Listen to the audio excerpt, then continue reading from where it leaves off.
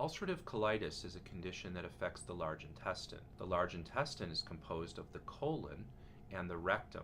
The rectum is the last 6 inches or so of your large intestine. It's the bottom of your large intestine that connects to the anal canal and then the outside world. Ulcerative colitis usually starts with inflammation in the rectum and continues in a diffuse manner to involve other parts of the large intestine. What that means is there are no skip areas, which is what we see more often in Crohn's disease. So a patient who has ulcerative colitis will have a continuous inflammation of their large intestine. About 30% of adults, when they're diagnosed with ulcerative colitis, will have the entire colon affected by this, and 30% will have just the rectum inflamed. In addition, some patients, when they're diagnosed with less than the entire large intestine inflamed, will have progression of their disease over time. Ulcerative colitis causes a type of inflammation that's a bit more superficial and confined to the mucosa or the lining of the large intestine. We don't know the cause of ulcerative colitis, but we do know a lot about how to treat it. And one of the things we've learned about treating ulcerative colitis is that most of the symptoms people experience with ulcerative colitis are related to that inflamed rectum, because a healthy rectum is there to stretch and to store, as well as to squeeze and to sense. So when you have inflammation of your rectum, you can't sense what's there and what's going to come out. You feel this sense of urgency. The rectum doesn't stretch properly, so it can't store. So everything that comes into it may make you feel like you have to go to the bathroom. People with ulcerative colitis that's active may have many trips to the toilet, but actually very little might come out for most of those, or they may just see mucus or blood. So this can be very, very uncomfortable to them. There's also a condition or a symptom called tenesmus, where people feel pressure on their bottom, and that's also related to the inflamed rectum. Some people who have ulcerative colitis that involves just the bottom of their large intestine will also feel paradoxically constipated. They'll feel bloated and a lot of gas, and they'll think, why am I constipated yet running to the toilet? And the reality is that's because the bowel above the inflammation is working just fine, but when things get to the inflamed area, they're not stretching and working the way they're supposed to, so things get backed up on these patients. When we treat ulcerative colitis, we often start with medicines that work on the lining of the bowel in an effective way. But not only using oral therapy, we also recognize that in order to make people feel better the fastest, we often need to use rectal therapy. That means a suppository or an enema. Now, patients don't like using those.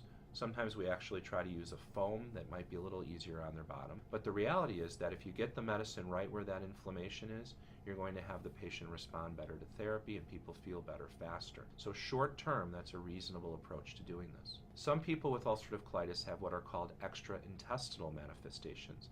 That means they may have other organ systems that give them problems. The most common extraintestinal manifestation is joint pain. The most common type of joint pain is symmetrical, meaning it's on both sides of the body, and the smaller joints, and specifically related to the active inflammation of the bowel. In other words, when you treat the bowel inflammation, the joint pain gets better. There are other extraintestinal manifestations people with ulcerative colitis might have, including skin inflammation or even liver inflammation, but that's less common. When people have ulcerative colitis and it's long-standing, meaning more than 8 or 10 or 20 years, there is a slightly increased risk for them to develop precancerous changes of the bowel. Fortunately, we think that this is on a decline, in part due to effective medicines, but also in part due to a prevention strategy we have, where we do colonoscopies after you've had disease for 8 years or so, and we look for precancerous changes. Precancerous changes in people without colitis are called polyps, and they're easy to find and remove. In people with ulcerative colitis, they might also have polyps, but they might also have some precancerous changes just in the lining of the bowel that's flat, and we need to look very carefully for that. Nonetheless, our technologies have improved dramatically, and we can often find this and work well with our patients to remove them and to know who's at higher risk. Another important component of understanding this is that the risk of developing precancerous changes is directly related to how much inflammation there's been in the bowel over time. So it really behooves us to get your disease under control and for patients to be taking their therapy and to stay well. Living with active symptoms, even if you're able to manage that, is not acceptable because it puts you at risk for these problems later.